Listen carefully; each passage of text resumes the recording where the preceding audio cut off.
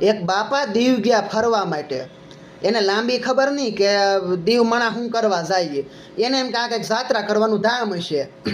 તો દીવ ગયા ને તો અહીંયા દીવ જઈને ઓલાને પૂછ્યું કે અહીંયા કે મંદિર ક્યાં આવ્યું.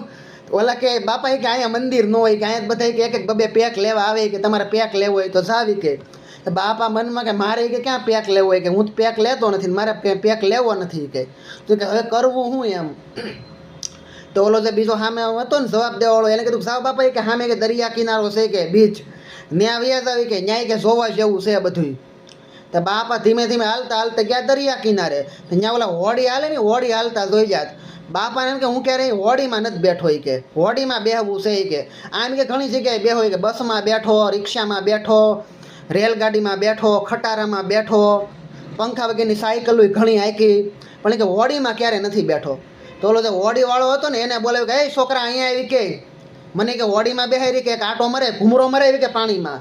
ઓલો બાપા કહે કે આ કે બે હોય કે આવતારો હાલો કે 20 રૂપિયા થાય પણ કે બેહવાના. બાપા કે 20 ના 21 લઈ લે પણ કે મને કાંઠે બેહવા દેજે, ખબર પડે મગર બગેર આવે તો એમ. હવે એ કેમ જાણે મગરની ગળકી પકડી લેવાના હોય.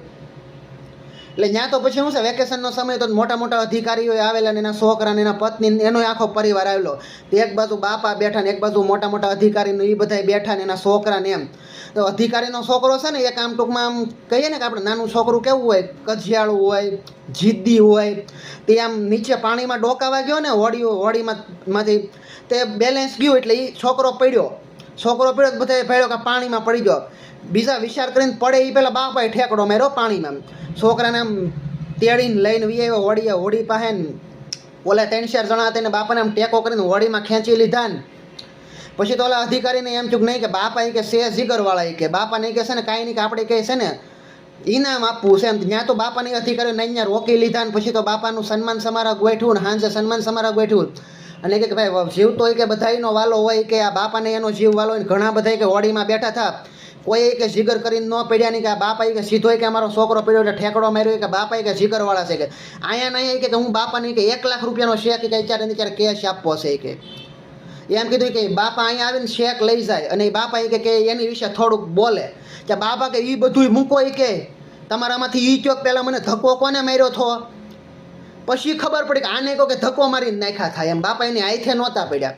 પછી તો ડોહીમાને ખબર પડી ડોહીમાં ખીજાણા કે આખી જિંદગી કાંઈ ન બોલ્યા કે ઘડીક ન બોલ્યા હોત ને એમ તો કે તમને કે 1 લાખ રૂપિયાનો શેક મળત. બાપા કે ઘોડો જો 1 લાખ રૂપિયાનો શેક કે હું પાછો આવ્યો એમ કે નહીં નકરી કે છોકરા નહીં કે સોખા જવાય રહે જેવું ન રીતે કે દરિયામાં ક્યાંય કે સોખા સારવા જવા. એટલે ક્યારેક આવું થઈ જાય.